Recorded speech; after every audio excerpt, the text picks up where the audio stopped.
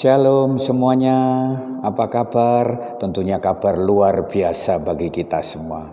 Baik Bapak Ibu sekalian dikasih Tuhan, mari bersama-sama kita akan masuk di dalam hadirat Tuhan untuk menaikkan pujian syukur kita kepada Tuhan. Kita akan berdoa terlebih dahulu. Mari bersama-sama kita berdoa.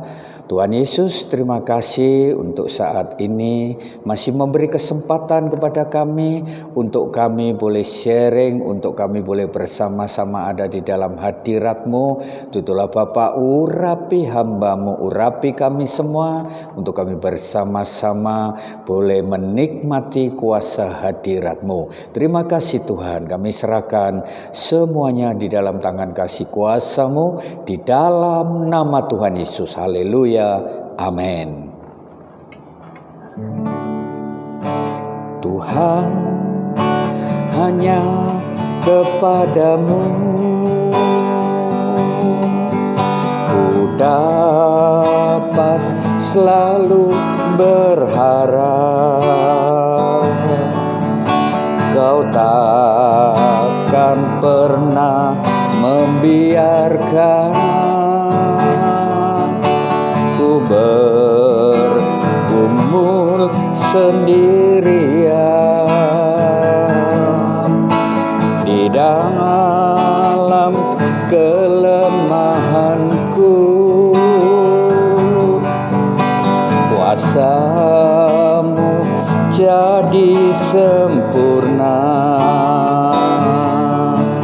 Kau takkan pernah tinggal diam untuk memberi pertolongan. Tuhanku berkuasa untuk melakukan perkara yang besar. Dia ajaib bagiku. Tuhanku berkuasa untuk memberikan kemenangan besar di dalam hidupku. Tuhan, hanya kepadamu ku dapat selalu berharap. Kau takkan pernah membiarkan ku bergumul sendirian di dalam kelemahanku. Kuasa-Mu jadi sempurna. Kau takkan pernah tinggal diam untuk memberi pertolongan.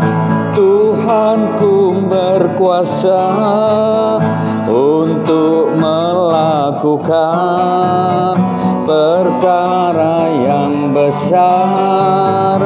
Dia ajaib bagiku. Tuhanku berkuasa untuk memberikan kemenangan besar di dalam hidupku.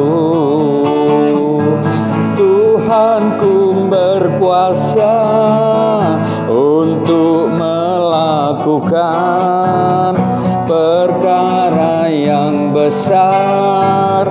Dia ajaib bagiku. Tuhanku berkuasa untuk memberikan kemenangan besar di dalam hidupku. Kemenangan besar di dalam hidupku. Kemenangan besar di dalam hidupku.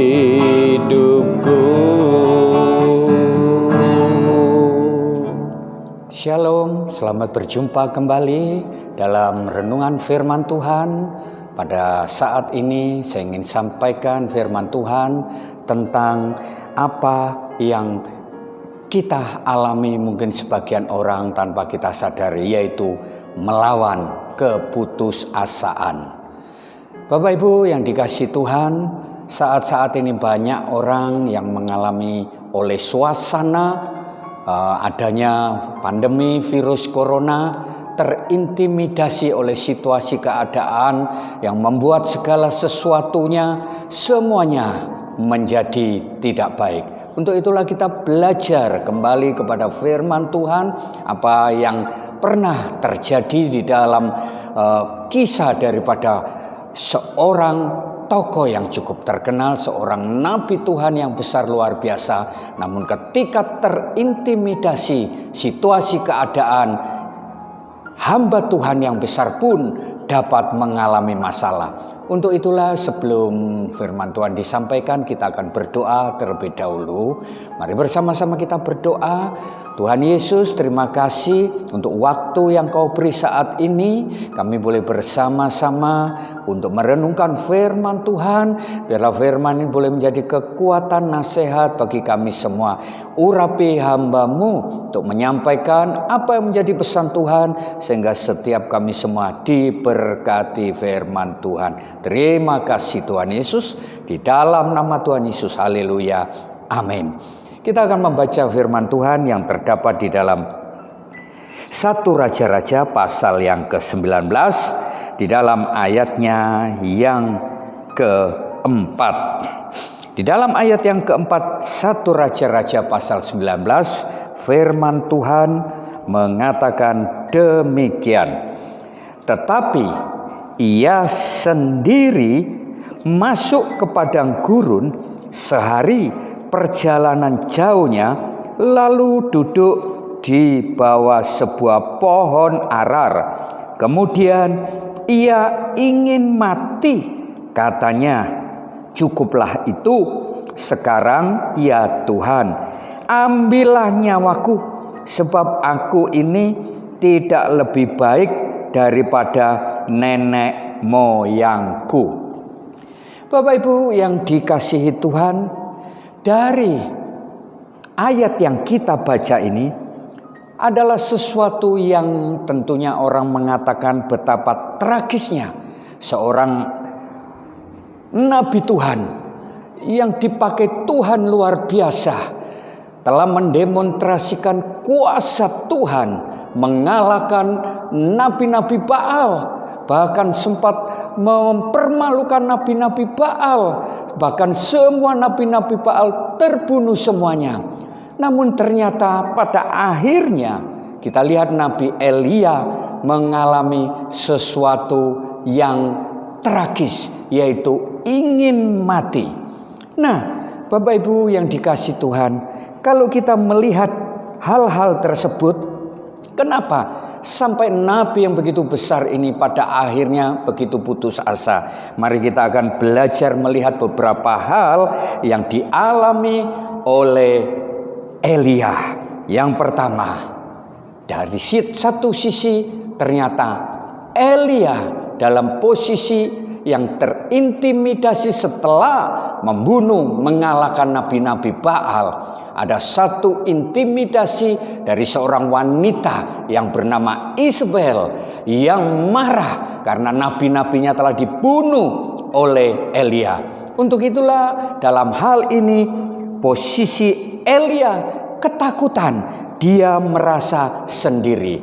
Hal yang pertama, kenapa Elia mengalami keputusasaan? Karena dia merasa sendiri. Atau boleh dikatakan mengalami krisis iman. Nah, Bapak Ibu sekalian dikasihi Tuhan, hari-hari ini pun banyak yang terjadi. Orang mengalami krisis Bukan saja krisis duit, bukan saja krisis secara ekonomi, namun krisis iman pun bisa terjadi bagi siapa saja. Ketika orang menjauh daripada Tuhan, akan terjadi iman mulai luntur, iman mulai kacau, iman mulai hilang. Untuk itulah kita belajar dari kisah ini. Kenapa Elia sampai terjadi demikian? Padahal tentunya sebenarnya Elia selalu disertai oleh bujangnya yang bernama Elisa. Namun dia sudah tidak merasa ada orang yang mendampingi. Dia merasa dalam kesendirian. Nah, untuk itulah orang kalau posisinya dalam keadaan kacau, dalam keadaan terintimidasi oleh apapun, merasa sendiri, merasa aku kok tidak ada yang memperhatikan, aku kok tidak ada yang menolong dan sebagainya. Satu hal yang harus kita ketahui, bahwa sesungguhnya Tuhan sangat mengetahui apa yang kita rasakan, apa yang kita alami. Tuhan lebih tahu dari segalanya. Untuk itulah yang harus kita ketahui, jangan merasa sendiri. Sebenarnya kalau kita telaah, Yesus tidak membiarkan kita sebagai yatim piatu.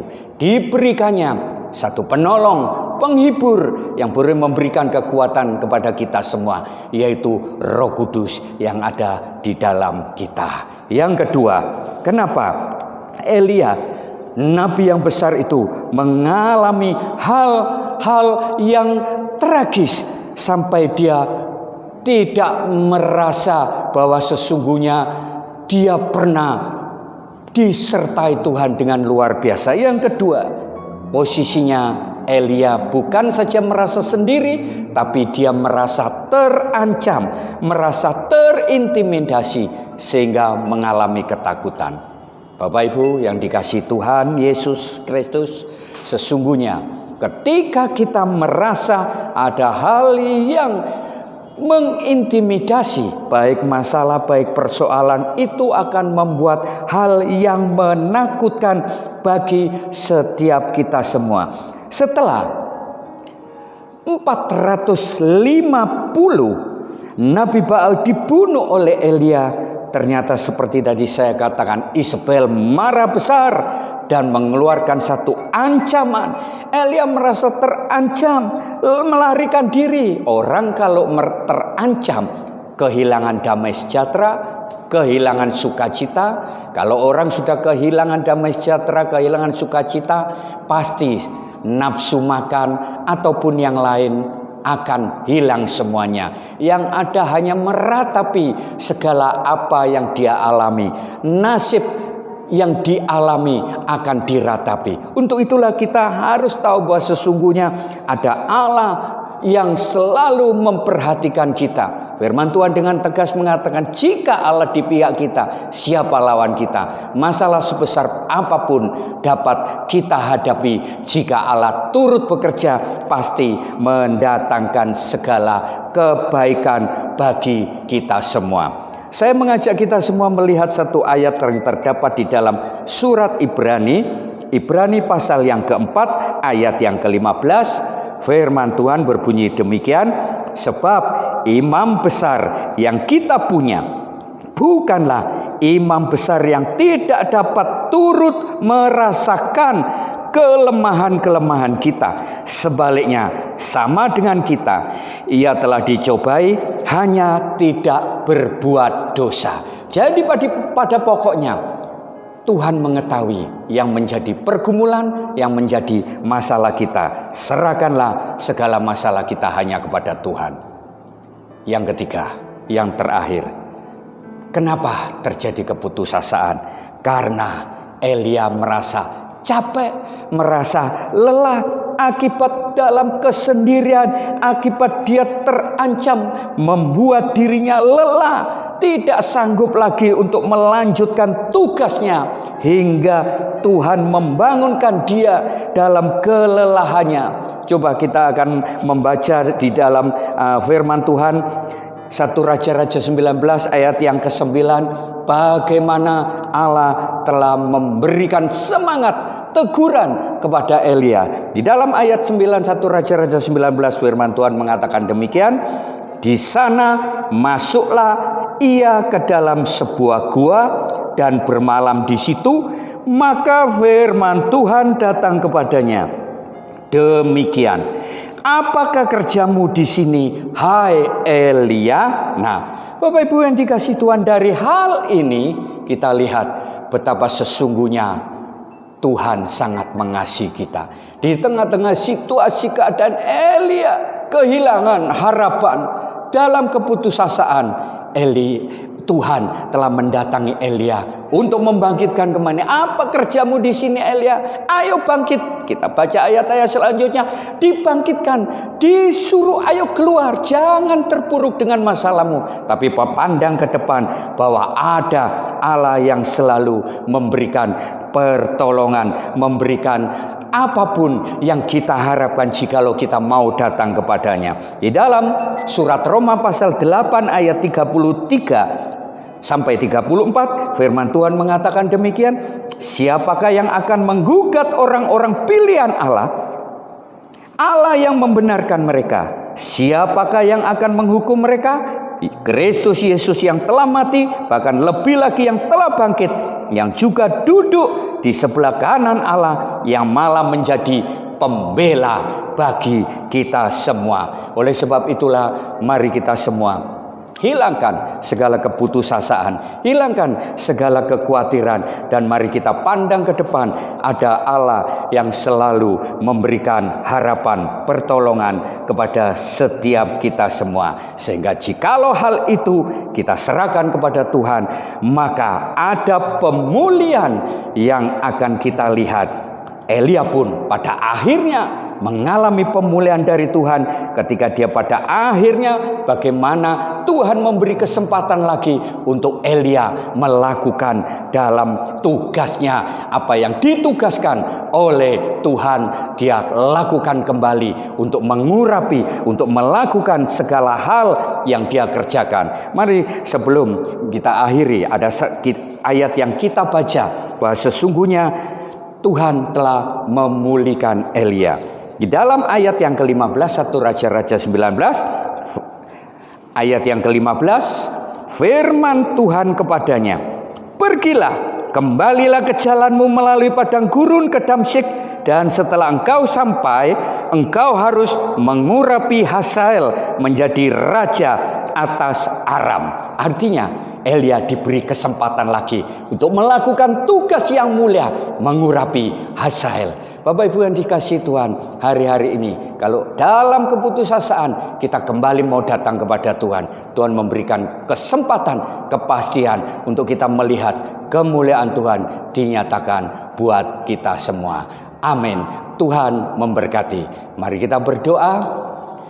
Tuhan Yesus, terima kasih dalam renungan yang singkat ini Tuhan sudah memberikan kepastian kepada kami bahwa di dalam Tuhan ada mujizat yang pasti terjadi buat setiap orang yang berharap kepadanya. Kami tidak putus asa walaupun yang kami hadapi segala pergumulan masalah yang berat, namun kami tetap memandang kepada Tuhan yang selalu memberikan pengharapan kepada kami semua. Terpujilah nama-Mu Tuhan. Di dalam nama Tuhan Yesus Kristus hamba sudah berdoa mengucap syukur, dan Tuhan memberkati kami semua. Haleluya. Amin. Tuhan memberkati. Sampai jumpa pada edisi mendatang. Jangan lupa berikan satu like, subscribe, dan hal-hal yang saudara diberkati, berikan kepastian bahwa Tuhan selalu memberikan yang terbaik. Haleluya. Amin.